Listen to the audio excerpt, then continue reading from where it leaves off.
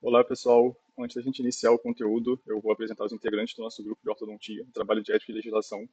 Então, o grupo é formado por Carolina Corrales, Marcela Cupelo, Luca Benac e eu, Juliana Oliveira, Vanessa Braga e Natália Vieira. Hoje a gente vai introduzir o nosso tema, que trata de processos envolvendo cirurgiões e dentistas, e do cenário atual da judicialização na odontologia. Esse assunto ele tem ganhado destaque porque ao longo das últimas décadas houve um aumento expressivo no número de pacientes que recorrem aos seus direitos e buscam soluções para problemas relacionados aos tratamentos odontológicos. Esse crescimento está diretamente ligado a vários fatores, desde a maior conscientização dos pacientes, o aumento da procura por procedimentos estéticos, a complexidade crescente dos tratamentos e até mesmo a influência da publicidade digital, que muitas vezes cria essa expectativa difícil de alcançar. Tudo isso contribui para que o profissional lide com um ambiente mais exigente e sujeito a questionamentos. No contexto brasileiro, essa situação se destaca ainda mais. Cirurgiões e dentistas estão entre os profissionais da área de saúde com o maior número de processos éticos e ações judiciais. Muitas dessas situações não estão apenas relacionadas à execução técnica do tratamento, mas também a falha de comunicação, documentação incompleta ou expectativas não alinhadas com o paciente. Por isso, compreender esse cenário é fundamental para uma prática responsável. Esse entendimento mostra que o aumento dos conflitos legais não acontece apenas por erros clínicos, mas também por fatores que envolvem a relação profissional-paciente e a maneira como o atendimento é conduzido do início ao fim. Outro ponto importante é a prevenção dependente de boas práticas. É uma comunicação clara, uma documentação completa e atualização profissional constante e uma postura ética são medidas que fortalecem a confiança do paciente e reduzem significativamente a chance de surgirem problemas futuros. Então, assim a gente abre espaço para os próximos tópicos que serão apresentados pelos demais integrantes do grupo, que serão explorados os diferentes tipos de processos, os motivos frequentes e as principais medidas preventivas recomendadas. Continuando então, a gente vai falar da judicialização na odontologia, a qual tem crescido de forma muito evidente nos últimos anos, refletindo não apenas nas mudanças no comportamento dos pacientes, mas também em transformações na própria prática odontológica. Quando falamos em judicialização, estamos nos referindo ao aumento na procura pelo Poder Judiciário para resolver conflitos que normalmente surgem na relação entre o profissional e o paciente, ou seja, situações que anteriormente poderiam ser resolvidas por diálogo ou algum acordo informal, agora migram com maior frequência por denúncias formais e processos legais. Esse fenômeno é impulsionado por diversos fatores. O primeiro deles é o maior acesso à informação por parte dos pacientes. Hoje, com a internet, as redes sociais e qualquer pessoa consegue pesquisar procedimentos, comparar resultados, conhecer relatos de outros pacientes e chega ao consultório com muito mais questionamentos e expectativas. Outro fator também importante é a ampliação dos procedimentos estéticos. A odontologia estética se tornou extremadamente popular e altamente desejada, mas é também uma área em que as expectativas são muito elevadas. Então, os resultados estéticos são subjetivos e muitas vezes há uma distância entre o que o paciente imagina e o que realmente é possível, o que aumenta significativamente o risco de insatisfação. Além disso, a publicidade digital exerce um papel fundamental nesse cenário. Fotos editadas, promessa de resultados rápidos e divulgações pouco éticas podem criar expectativas irreais. Quando o paciente acredita que qualquer procedimento gerará um resultado perfeito, a chance de frustração e, consequentemente, de judicialização cresce bastante. Outro elemento que contribui para esse aumento é a maior consciência legal e autonomia dos pacientes. Hoje, as pessoas entendem melhor seus direitos, reconhecem que podem questionar condutas, solicitar explicações, recorrer a instâncias legais quando se sentem prejudicadas. Essa mudança cultural faz com que conflitos que antes eram naturalizados agora se transformem em denúncias ou ações judiciais. Por fim, temos a crescente oferta de tratamentos de alta complexidade. A evolução da odontologia trouxe procedimentos mais sofisticados, os quais envolvem maior risco técnico e maior sensibilidade também na relação com o paciente. Então, quanto mais complexo o tratamento, maior necessidade de planejamento detalhado, documentação adequada e comunicação clara. E quando isso falha, aumentam as chances de litígio. Como resultado de todos esses fatores combinados, observamos então um aumento nas denúncias aos conselhos regionais de odontologia, quanto nas ações civis e criminais envolvendo cirurgiões dentistas. Esse panorama reforça a importância de uma prática ética, bem documentada e baseada em expectativas reais, acordada de forma clara entre o profissional e o paciente. Agora eu vou falar um pouco sobre os 4 tipos de processo que podem envolver o cirurgião dentista, seja ele ético, civil, criminoso e administrativo, e o que cada um significa na prática. O primeiro é o processo ético, que ele tramita no Conselho Regional de Odontologia. Ele apura infrações ao Código de Ética Odontológica, desde publicidade indevida até condutas que coloquem a segurança dos pacientes em risco. As penas podem variar de advertência e censura a multas, suspensão temporária do exercício e, em até casos extremos, cassação do registro profissional. É importante saber que, mesmo que o caso gere um processo ético, o profissional ainda pode enfrentar ações civis e até criminais pelo mesmo fato.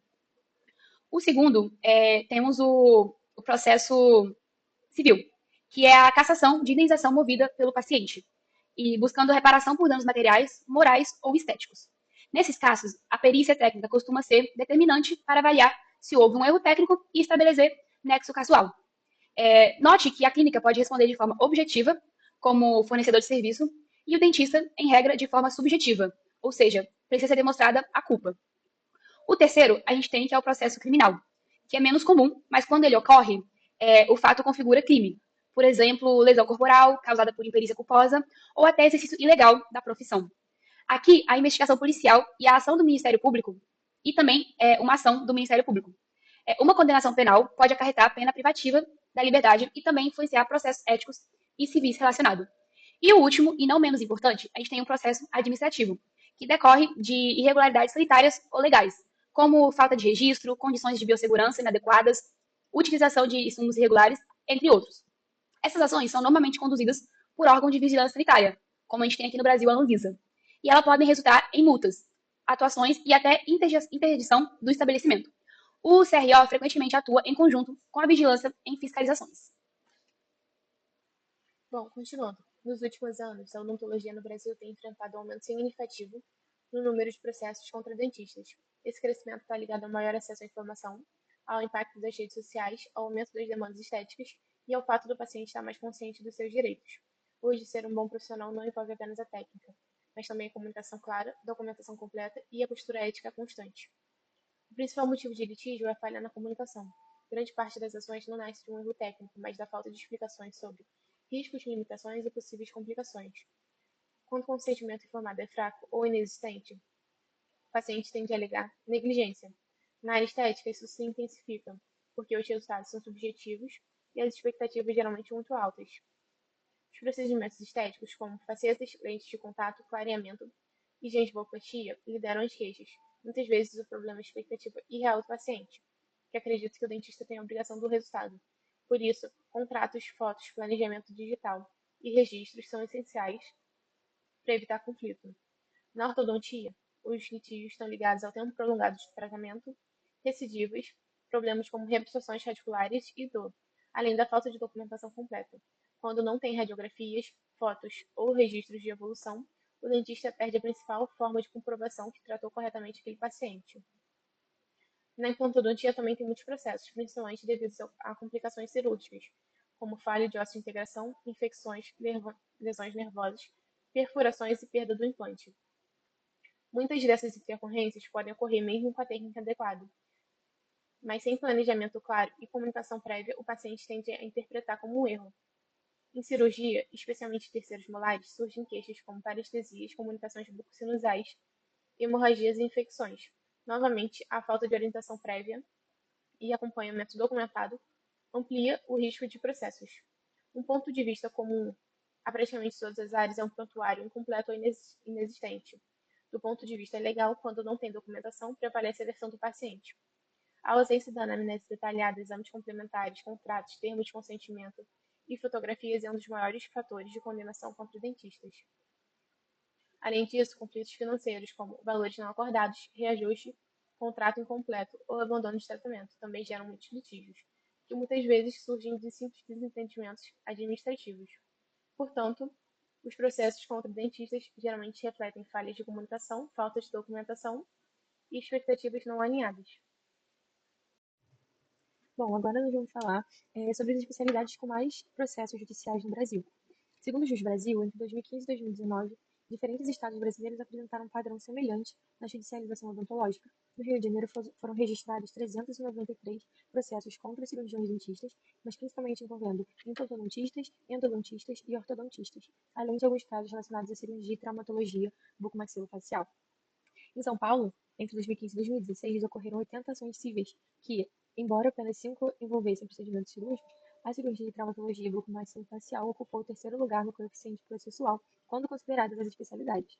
Já em Minas Gerais, entre 2014 e 2018, a implantodontia teve uma porcentagem de 32%, a ortodontia de 20% e a cirurgia de 18%, e também foram as 3 especialidades que mais apresentaram coordenações. No cenário atual, quem lidera ainda é a implantodontia. Segundo a revista Sorrisos Brasileiros de CFO, a implantodontia lidera o ranking de procedimentos com maior número de ações de indenização. No levantamento da Unesp, publicado em 2025, a cirurgia também aparece em alta, com alta taxa de judicialização. E também há relatos de crescimento de denúncias éticas e judiciais envolvendo a cirurgia e traumatologia bucomaxilofacial. E essa mesma pesquisa da Unesp mostra também a prótese dentária como uma das especialidades mais processadas. Quanto à ortodontia, no estudo de responsabilidade civil odontológica da USP, a especialidade ela aparece com 15,6% dos processos segundo o levantamento de especialidades. Mas algo a se ter em mente é a percepção de obrigação, de meio versus resultado, porque muitos dentistas veem a ortodontia como mais obrigação de meio, o que pode gerar uma insatisfação dos pacientes se os resultados não forem percebidos como esperados. E a endodontia, embora não seja sempre a mais processada, é uma especialidade presente nos processos, segundo alguns levantamentos. Por exemplo, o levantamento da USP, ela teve 6,5% dos processos em que ela foi citada. E aí, para a gente poder explicar, tentar entender um pouco de por que essas especialidades são as mais processadas, a gente pode considerar alguns pontos até já citados.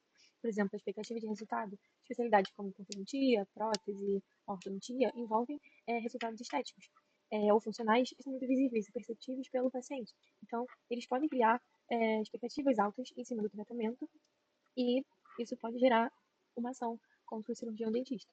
Além disso, também os custos elevados. Os tratamentos eles são tratamentos mais caros, então isso é um risco a mais financeiro para o paciente e também mais um motivo para ele processar o cirurgião dentista. Bom, agora eu vou dar continuidade falando um pouquinho de como a gente pode se prevenir contra esses processos jurídicos.